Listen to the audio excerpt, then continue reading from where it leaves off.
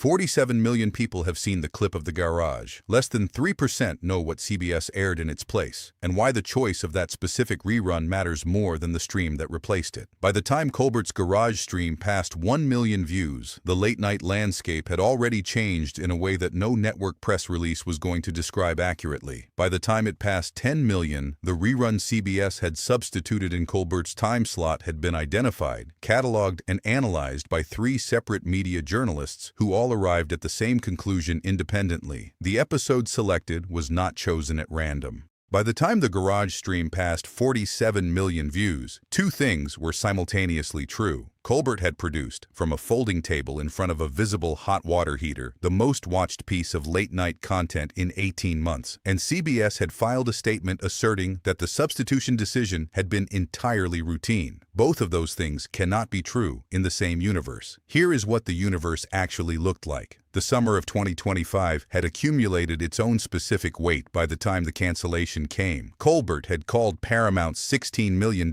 settlement with Trump, the settlement that resolved a lawsuit over a 60-minute interview edit, a big fat bribe. He had said it on air in his monologue, with the flat declarative confidence of a man who had done the legal calculation and decided the word fit. 3 days later, CBS informed him that The Late Show would not be renewed. The network's statement described the decision as purely financial. The audience in Studio 6A, hearing Colbert announce it live, responded with the specific kind of silence that is indistinguishable from grief. Colbert kept going. The show ran through the fall, fresh episodes through the winter, new material, new guests, new confrontations. The gloves, as he put it publicly, were off, and the remaining months had the quality of a man who had been told the building was coming down and had decided to fill every remaining room with something worth keeping. CBS aired all of it. The remaining season drew the highest ratings the show had produced in 4 years. Then came the Thursday in March when the episode didn't air. The show had been taped. The guest had been confirmed. The monologue had been written, rehearsed, and recorded in front of a live studio audience at 5:30 p.m.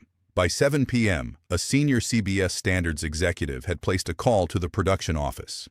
The call lasted 9 minutes. At 8:14 p.m., the network's scheduling system was updated. At 11:35 p.m., when The Late Show's time slot opened, the feed that went to air was not the episode recorded that afternoon. It was a rerun from November 2022. The episode selected was one of 23 episodes from that period stored in the network's accessible archive. The episode selected was not the most recent. It was not the highest rated. It was not the one that had generated the most press coverage or the most social engagement. It was, specifically, an episode in which Colbert had conducted a notably gentle interview with a subject unconnected to Trump. An episode that, in the vocabulary of late-night television, could be described in one word: harmless. A production assistant named Gabriela Torres, who had worked the show for 3 years, found out about the substitution at 9:47 p.m. when a friend texted her from across the city asking why there was a rerun on.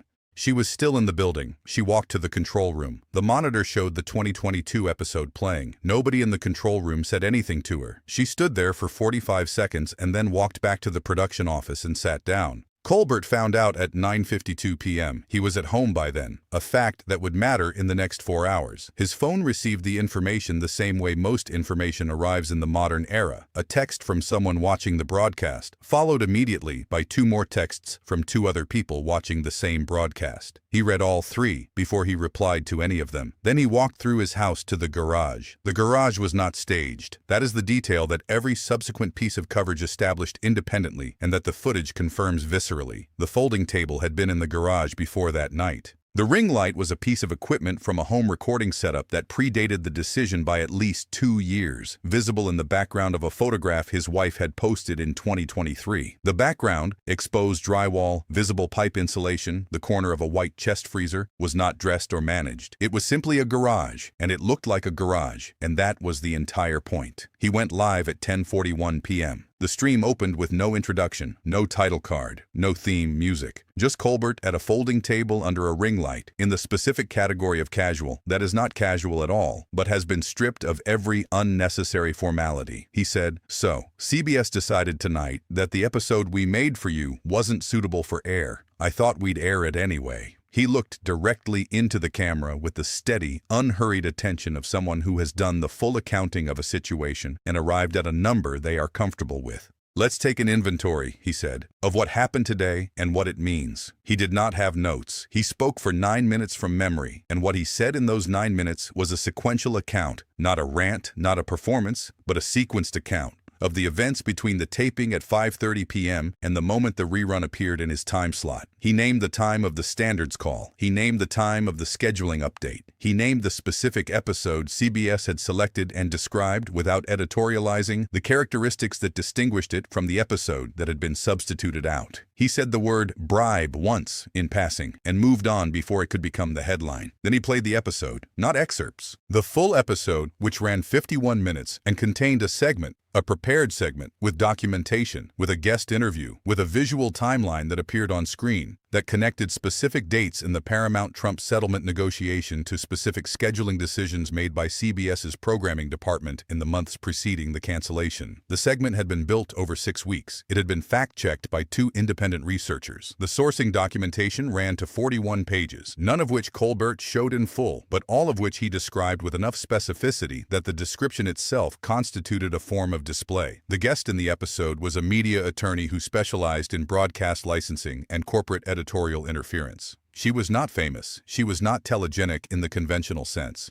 She wore a gray cardigan and spoke in the precise, accelerating sentences of someone who thinks faster than they talk and has made peace with the gap. Her testimony was procedural in a way that was more devastating than drama would have been. She described the legal framework within which a network could substitute a recorded episode without the host's consent. She described the conditions under which that substitution would constitute a breach of the host's creative contract. She described what she called the inventory of evidence required to demonstrate that a substitution decision was content-driven rather than technical. "I'm not here to make a political argument," she said, adjusting the cardigan with a brief downward pull. "I'm here to explain what the documents show. And the documents show a decision chain that begins with a phone call and ends with a rerun. Every step in that chain is documented, and the inventory is complete. Every item in it points in the same direction." Colbert watched her finish. He waited until the last syllable had cleared the room before he spoke again. "That's not a scheduling decision," he said. "That's a managed outcome wearing a scheduling decision's name. And the inventory doesn't lie, even when the people who built it would prefer that it did." The stream's view counter was visible in the corner of the screen throughout. At the moment he said those 2 sentences, the counter read 412,000. Within 40 minutes of that moment, it would pass 1 million. Within 6 hours, it would pass 8 million. Within 36 hours, it would pass 47 million, a number that had by then been cited in the congressional record by a sitting representative who described the stream as the most watched act of editorial defiance in American broadcast history. Trump posted at 11:47 p.m. while the stream was still live. The post called Colbert a pathetic train wreck in the 3rd sentence. It used the word "finished" twice and the phrase "nobody's watching" once, a phrase that, given the live view counter visible in every screenshot of the stream, acquired a particular texture in retrospect. Each Trump post was screenshotted within seconds and placed beside the view counter timestamp. The juxtaposition required no caption. It was simply arithmetic. By 1 a.m., the garage had become a symbol in the specific way that only accidental images become symbols. Not because anyone planned it, but because the image contained a truth that the surrounding events had made visible. The exposed drywall, the chest freezer, the ring light, the man at the folding table who had been told his work was not suitable for air and had decided, in the span of 49 minutes, to put it on air anyway. Forum users identified the exact brand of folding table. Someone posted a comparison photograph of the CBS Broadcast Center's Studio 6A control room with its wall of monitors and its architectural lighting and its production infrastructure valued at $47 million,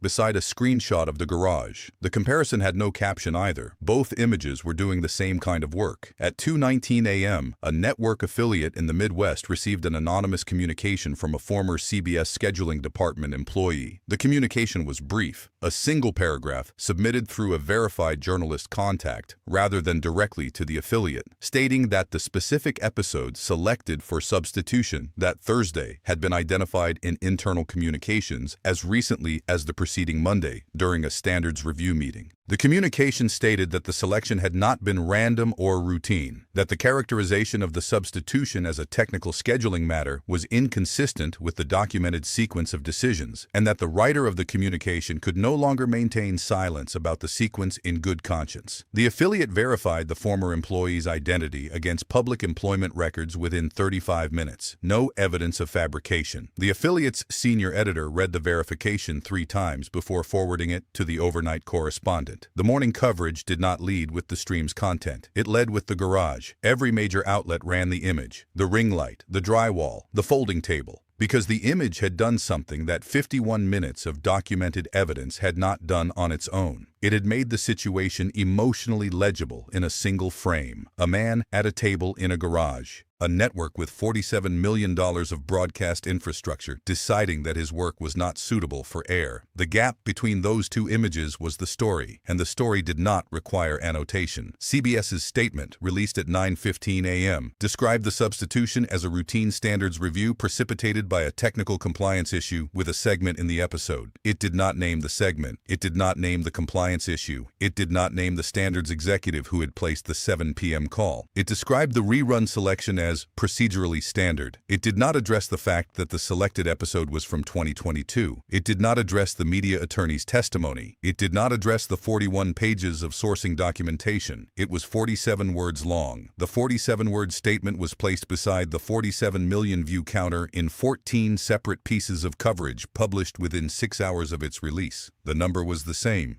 The coincidence was noticed and noted and then noted again in different contexts by people who understood that the universe occasionally offers a specific kind of symmetry that no one planned and everyone recognizes. The inventory was complete. Every item in it pointed in the same direction. The question that remained, the question of what CBS's standards executive had been told before placing the 7 p.m. call, and by whom, and in what form, was the question that no official statement addressed, the question that no legal filing named, the question that the 47-word response had been constructed precisely to avoid. Months later, it remained unanswered. The garage image remained in circulation. The stream remained online. The episode remained unaired on CBS. And the specific episode from November 2022, the harmless one, the one that had been chosen from 23 options, remained in the network's scheduling archive, exactly where it had always been, waiting with the patient indifference of a document that has not yet been asked the right question. Subscribe right now and turn on notifications. The next confrontation is already building, and once you see what's coming, you'll understand why silence is always louder than power.